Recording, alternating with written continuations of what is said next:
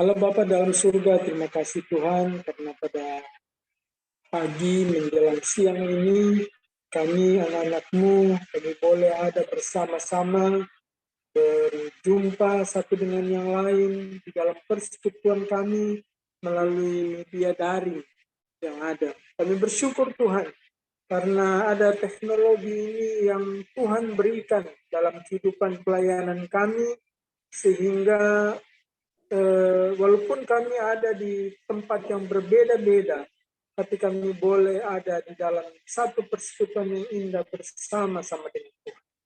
Terima kasih Bapa dalam surga. Kami akan bersama-sama mendengarkan kebenaran firman-Mu Tuhan. Kiranya Engkau saja yang menguasai hati dan pikiran kami Tuhan, sehingga hati dan pikiran kami tertuju hanya kepada kebenaran firman-Mu Bapa. Siapkanlah hati kami Tuhan. Bukalah hati dan pikiran kami sehingga firman Tuhan boleh jatuh di tanah hati yang subur. Sehingga firman Tuhan tidak hanya kami dengar, tetapi dapat sungguh-sungguh kami hidupi di dalam kehidupan kami hari lepas hari. Berkati hamba-Mu Tuhan. Berkatilah hamba-Mu yang hina ini. Kiranya Engkau mau memakai hamba-Mu yang hina ini Tuhan. Sehingga melalui hamba-Mu kebenaran firman Tuhan boleh bersama-sama kami renungkan. Karena itu Bapa, berfirmanlah Tuhan. Karena kami anak-anak-Mu telah siap untuk mendengar. Dalam nama Tuhan Yesus kami berdoa. Amin. Shalom. Selamat pagi. Salam anugerah buat kita sekalian. Kita bersyukur pada Tuhan karena pada saat ini ya saya boleh diberikan kesempatan oleh pengurus dan juga oleh gembala untuk mengambil bagian dalam ibadah Minggu pagi Gereja Alkitab Anugerah Jemaat Salonika. Ya, satu sukacita yang besar boleh ada bersama-sama pada pagi atau siang hari ini. Ya, boleh berjumpa dengan saudara-saudara sekalian, orang tua saya, ya, kakak-kakak saya, yang boleh, ya walaupun hari ini kita cuma berjumpa dalam media Zoom, ya tapi ini tentu satu sukacita yang besar bagi kami sekeluarga. Ya, Bapak Ibu, saudara kasih di dalam Tuhan, pada saat ini saya mengajak kita untuk kita akan merenungkan salah satu bagian dari firman Tuhan. Yang teks yang akan kita renungkan saya akan ambil dari kitab Filipi. Kitab Filipi pasalnya yang pertama ayat 18b sampai dengan ayat ke-24. Sekali lagi, Filipi pasal yang pertama ayat 18b sampai dengan ayat 24.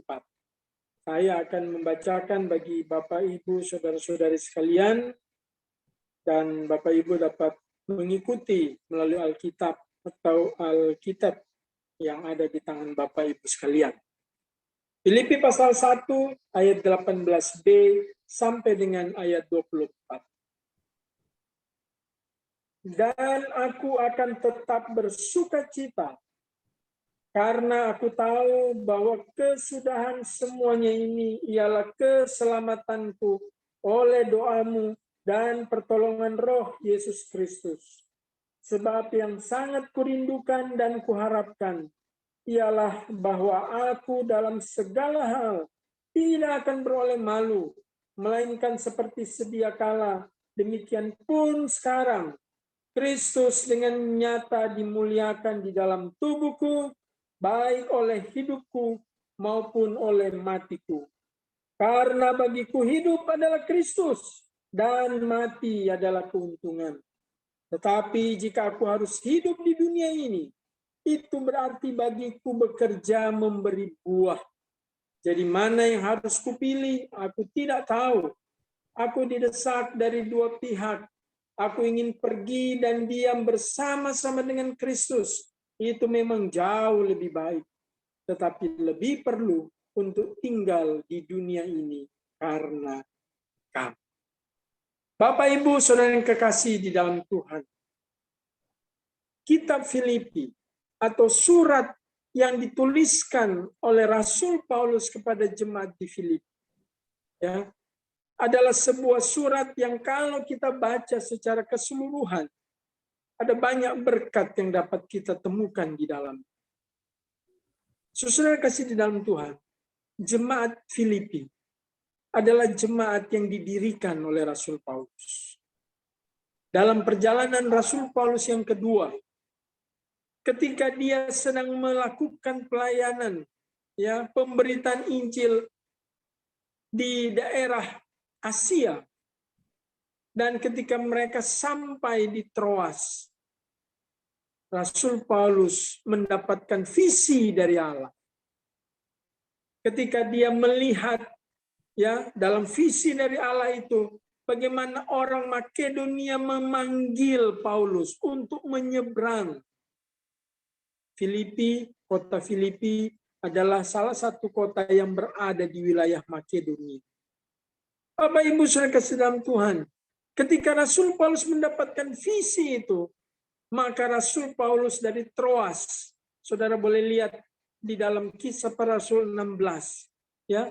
Dari Troas Rasul Paulus menggunakan perahu nyebrang ke Samotrake sampai di Neapolis, dan kemudian Rasul Paulus tiba di kota Filipi. Bapak Ibu Saudara kasih di dalam Tuhan, di dalam ketika dia berada di kota Filipi, Rasul Paulus bekerja siang dan malam di dalam pekerjaan pemberitaan Injil bersama-sama dengan orang-orang percaya yang ada di kota Filipi. Bagaimana Rasul Paulus membangun jemaat yang ada di Filipi. Bahkan kalau saudara lihat di Kisah Para Rasul 16, Rasul Paulus sampai masuk penjara di kota Filipi.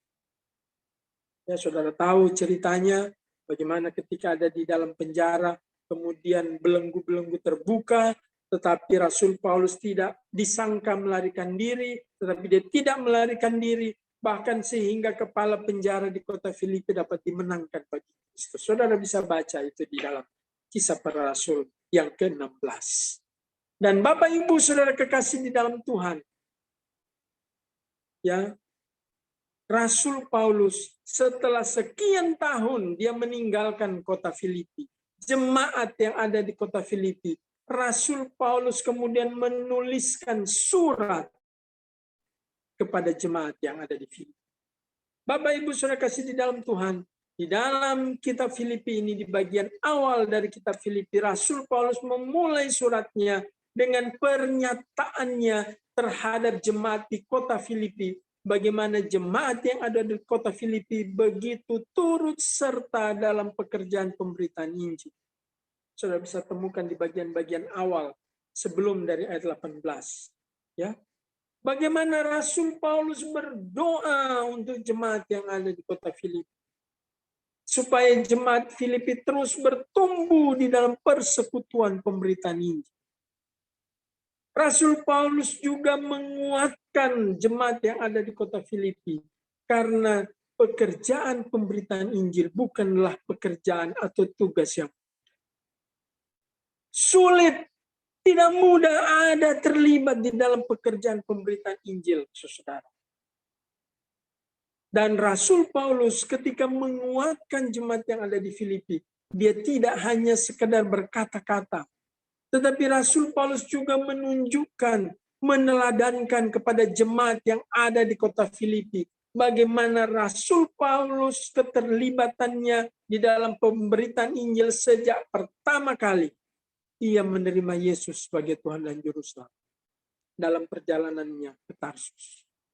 Saudara kasih di dalam Tuhan, Rasul Paulus menunjukkan bagaimana di dalam pekerjaan pemberitaan Injil ia mengalami siksaan, dia dianiaya, dia dicemooh, dikejar-kejar, bahkan dia pernah mengalami dilempar batu sampai dikira sudah mati. Tetapi Rasul Paulus tetap memberitakan Injil. Dan Rasul Paulus mau Ya, ketika Rasul Paulus menuliskan surat Filipi ini, Rasul Paulus mau agar jemaat yang ada di kota Filipi terus terlibat dalam pekerjaan pemberitaan Injil. Bapak, Ibu, Saudara kasih di dalam Tuhan. Sehingga apabila kita membaca teks tadi, ayat pasal 1, ayat 18b, sampai dengan ayat 24, ya, saudara akan menemukan di sana tema yang Rasul Paulus ingin bicarakan. Tema yang pokok pikiran yang Rasul Paulus ingin sampaikan kepada pembaca dari teks ini, yaitu bersukacita. Sekali lagi, bersukacita sebab hidup adalah Kristus.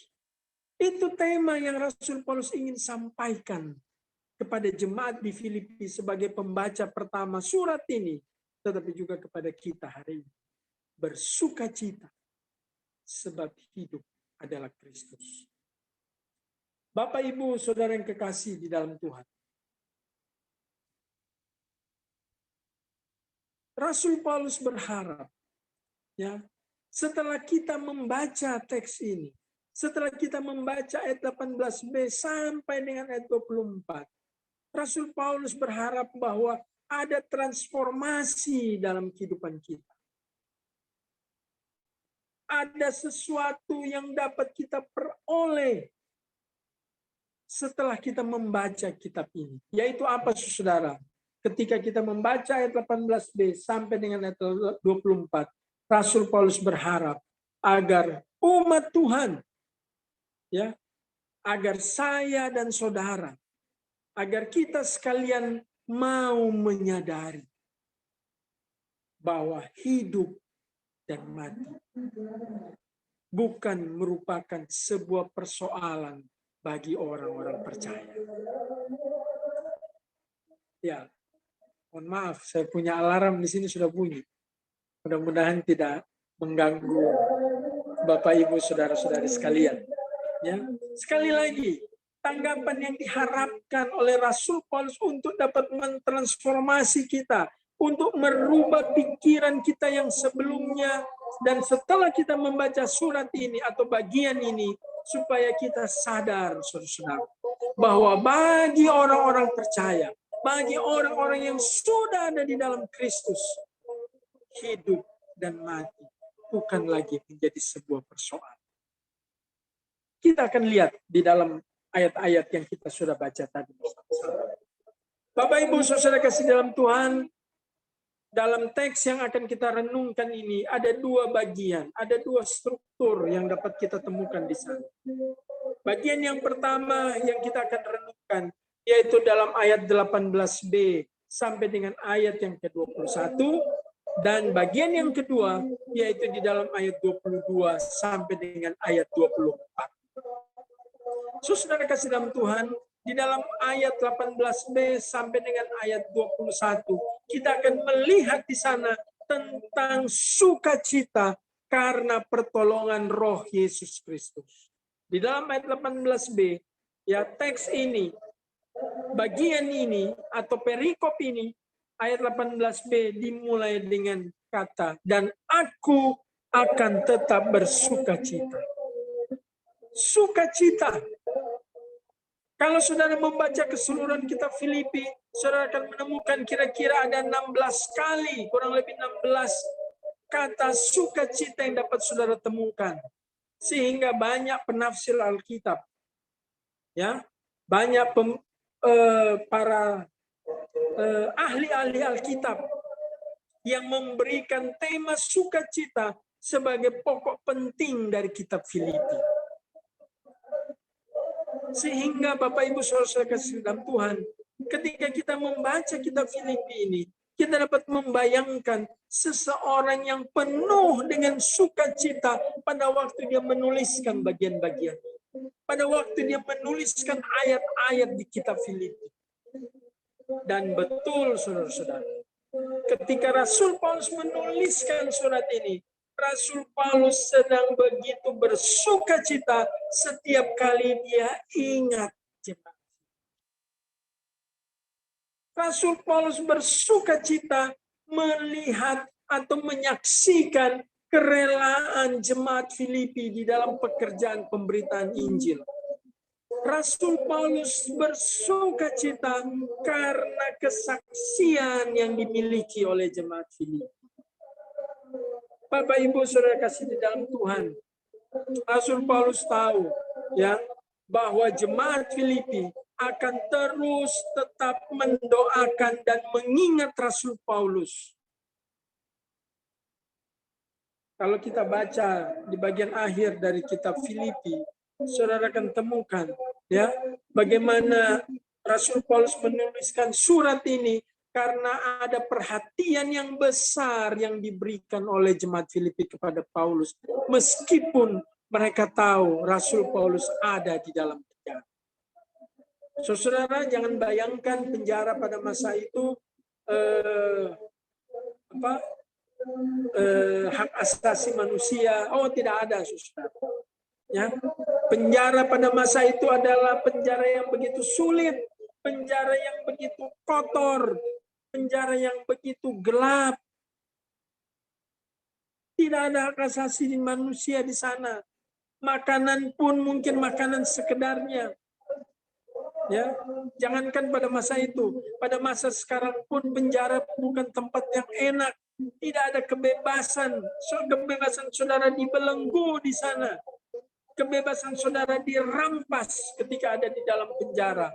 Bahkan penjara pada masa Rasul Paulus adalah situasi yang jauh lebih sulit daripada sekarang. Dan Rasul Paulus menyaksikan bagaimana perhatian, kepedulian dari jemaat yang ada di Filipi. Bapak Ibu Saudara kasih di dalam, Rasul Paulus menyaksikan dalam teks ini ya bahwa semua hal yang Rasul Paulus lewati ketika dia melayani Tuhan tidak pernah membuat Rasul Paulus merasa malu.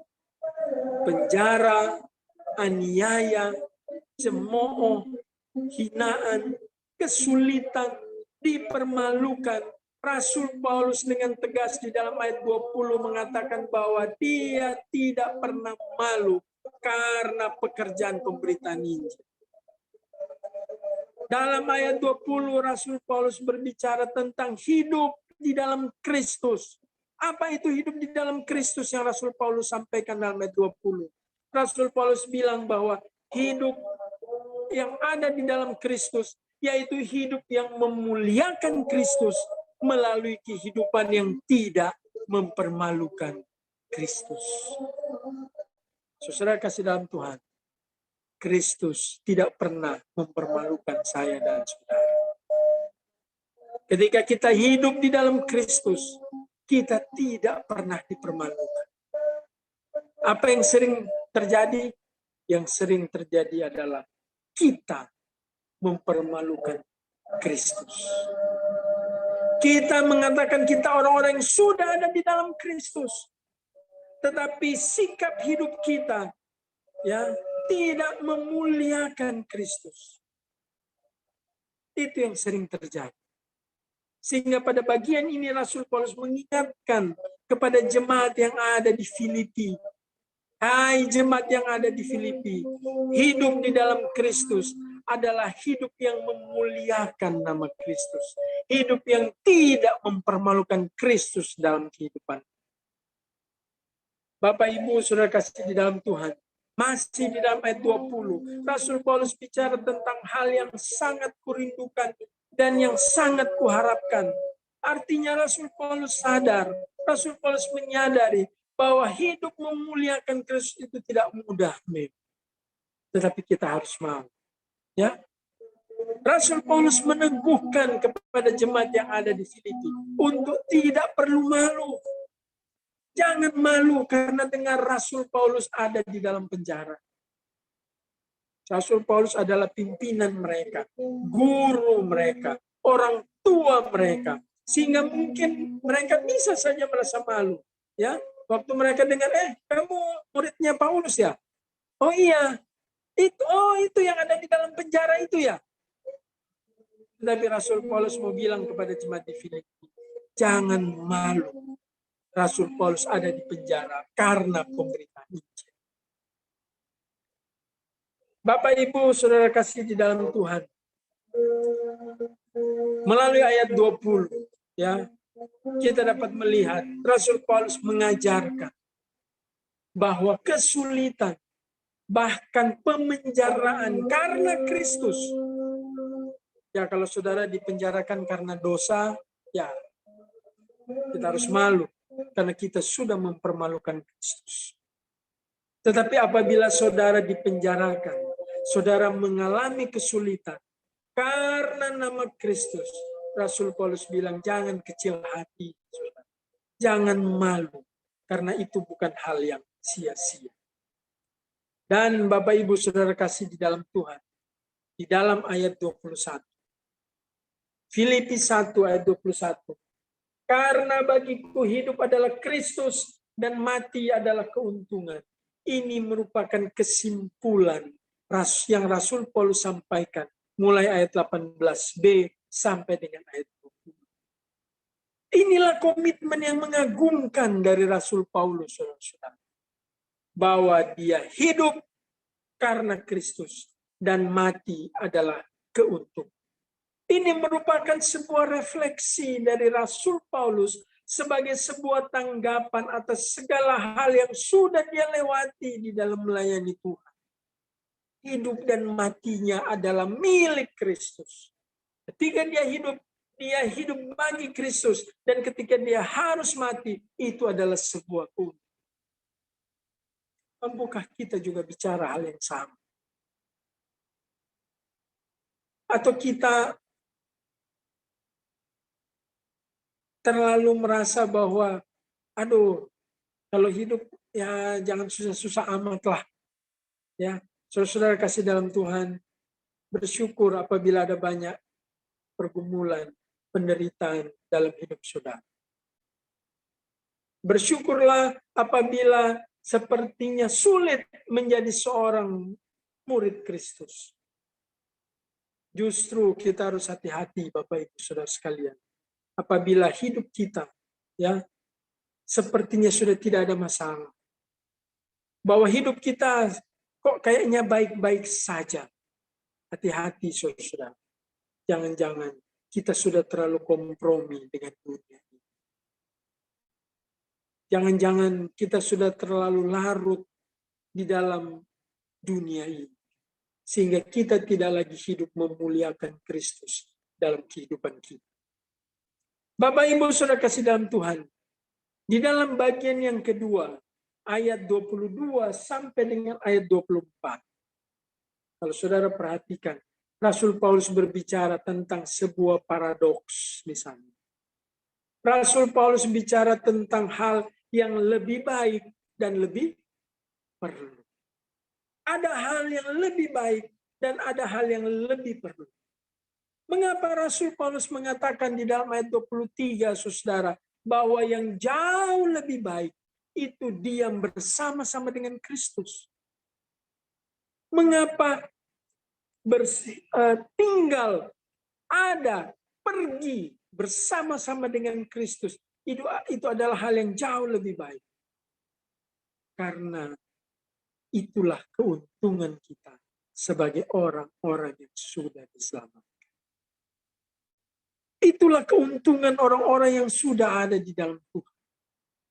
Itulah keuntungan orang-orang yang sudah memiliki Kristus, menerima Kristus sebagai Tuhan dan Juru Selamat dalam hidup.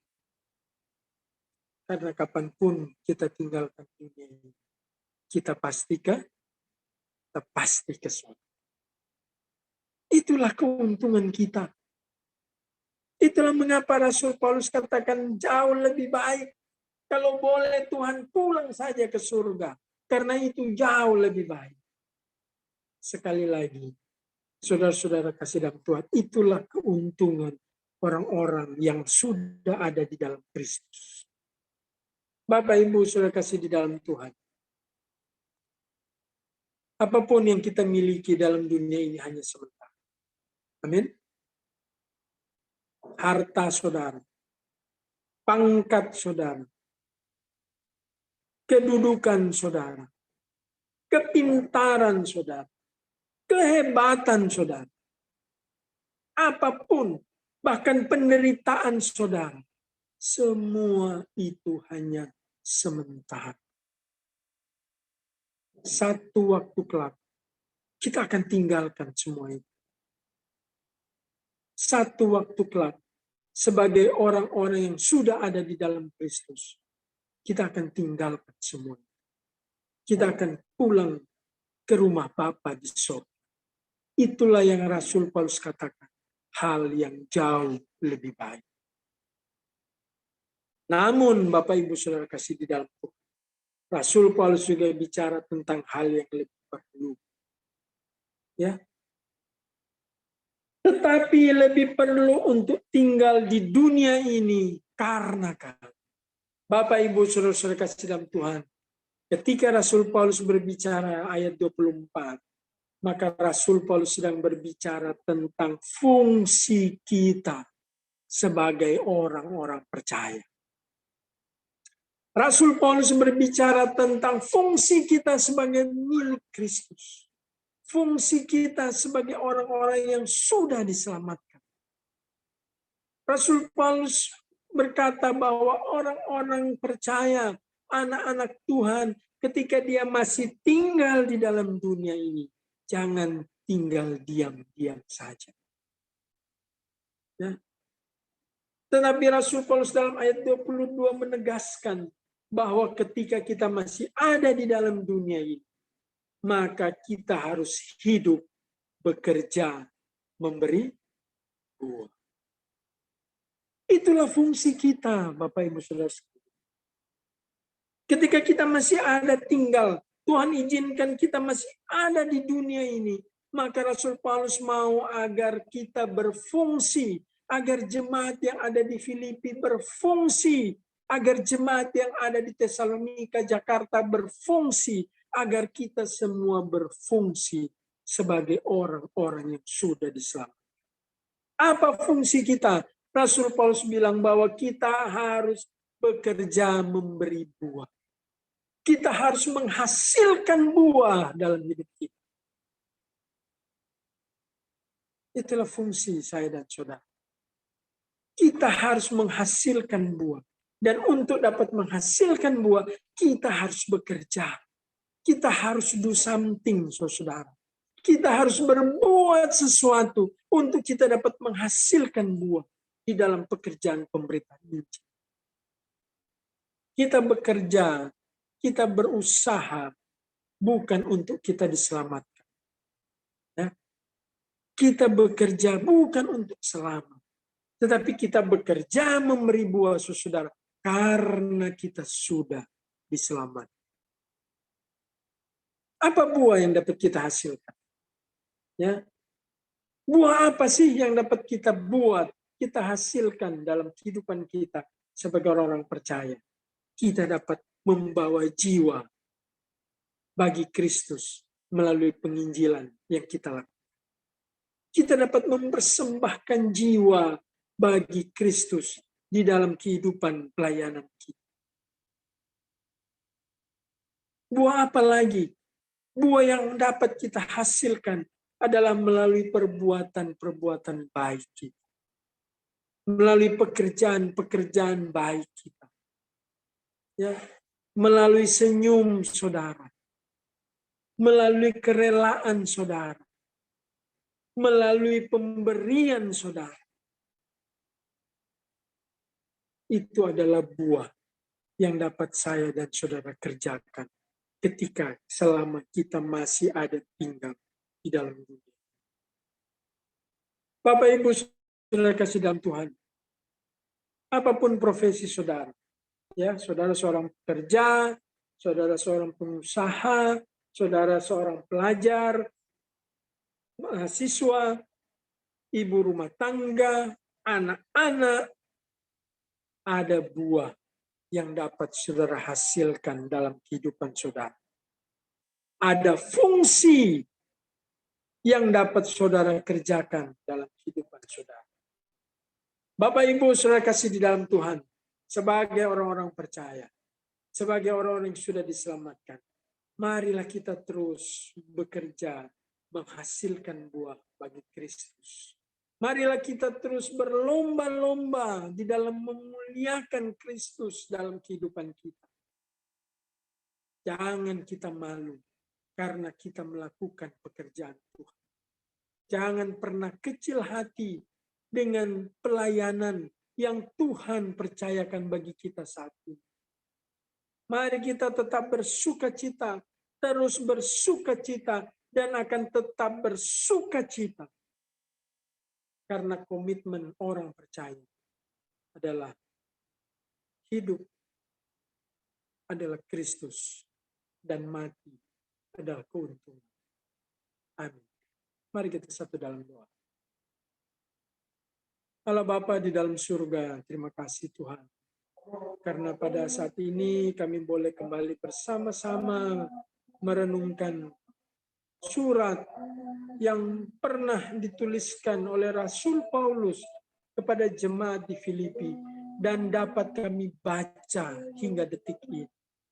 Terima kasih Tuhan, karena melalui teks ini Rasul Paulus mengingatkan kami bahwa kami harus tetap bersukacita karena hidup kami adalah Kristus. Kami tetap bersukacita karena ketika kami mati, ketika kami tinggalkan dunia ini, kami pasti ke surga karena Kristus. Allah Bapa di dalam surga, tolonglah kami Tuhan, agar dalam hidup kami ini, kami boleh bekerja menghasilkan. Kami tidak berpuas diri atas apa yang sudah pernah kami kerjakan di dalam melayani, di dalam pekerjaan Tuhan.